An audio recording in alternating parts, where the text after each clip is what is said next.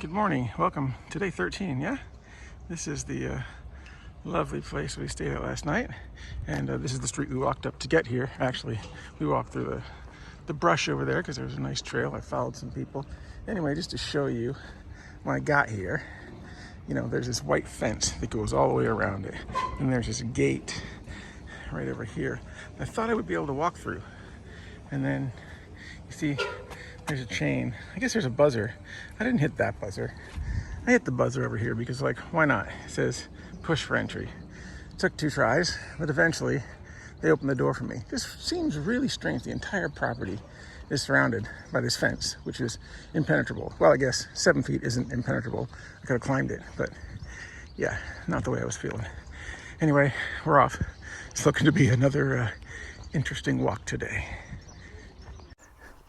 3rd day in a row, Rob goes awry. It's a nice little track here, and we have kind of a view. We kind of went a little too far, though, on this little dirt path, because there was a way to get across this little bit of water over here, because we did it yesterday. We just seem to have walked by it. Probably a good, I don't know, half mile to a mile by it. So, yeah, going backwards again. Back in the saddle again.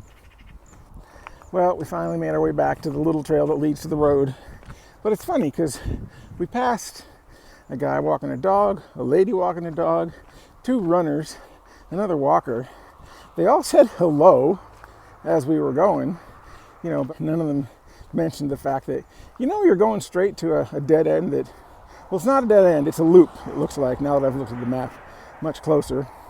There's a loop that is surrounded by water and only one way to get across it, which we finally found again. But I guess people just thought I was out for a day hike on this loop with my backpack. So we found this little roadside park that we're not entirely sure is totally open, but the gate was open. So we came inside to have a seat. And for once, we're not seeing the sea out there. This is the Étang de Berre, which is a lagoon or a big pond. And yeah, it's not the sea or the ocean for once. It's a nice little stop though. We got some nice shade. It's really cool in the shade because it's supposed to be like 80 today. So trying to find as much shade as possible.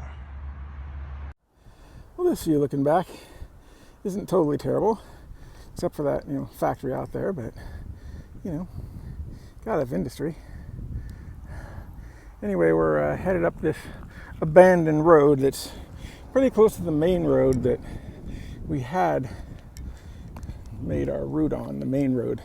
But it's getting kind of busy, so pulled out old Google, looked at the satellite view, and saw this abandoned road not too far. Hopefully we can take it for a little bit. Nice view up there. Just to stay away from the cars. There's a lot of cars out today. It's Saturday. Everybody's driving. I don't know, I was reading the Facebook post. I had mentioned the other day to my mom that, you know, gas is almost $8 a gallon here. Then I read somebody's post on Facebook.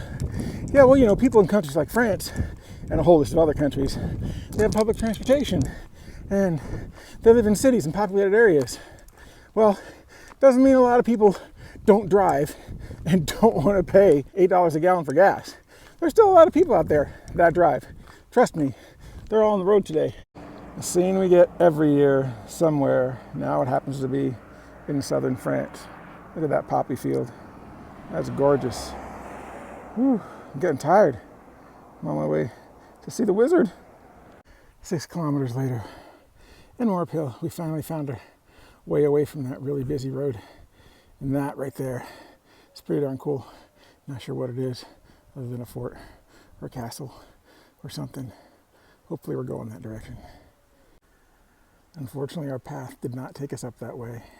It's taking us actually down and around. Since we were already going like 30 kilometers today, which is more than we expected. We only expected to go 26 or 27, but you know how we got lost earlier? Yeah, that didn't help things.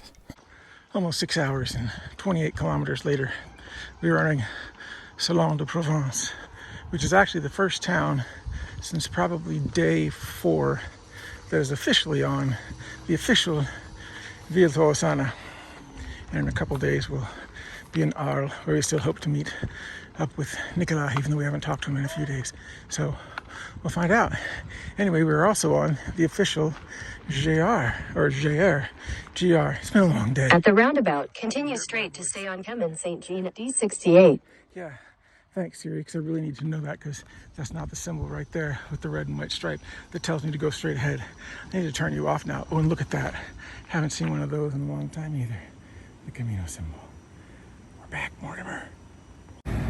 Now, we're not really sure what the significance of that plane is, but this is the way we need to go. So we're going to cross the street, and hopefully this guy will stop for us. Which he really didn't want to, but yeah, we shouldn't be filming while we're crossing the street.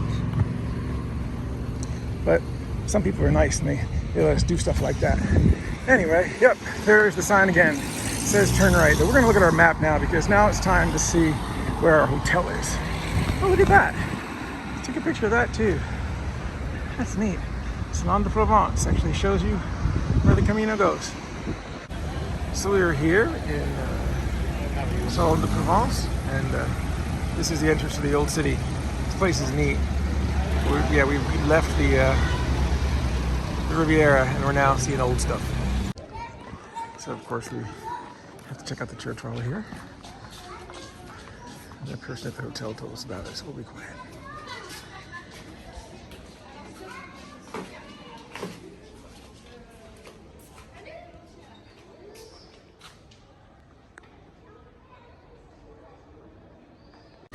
Except for a real couple of ugly trucks outside, and one that's coming in now.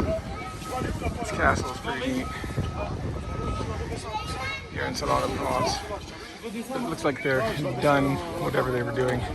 They're just kind of neat.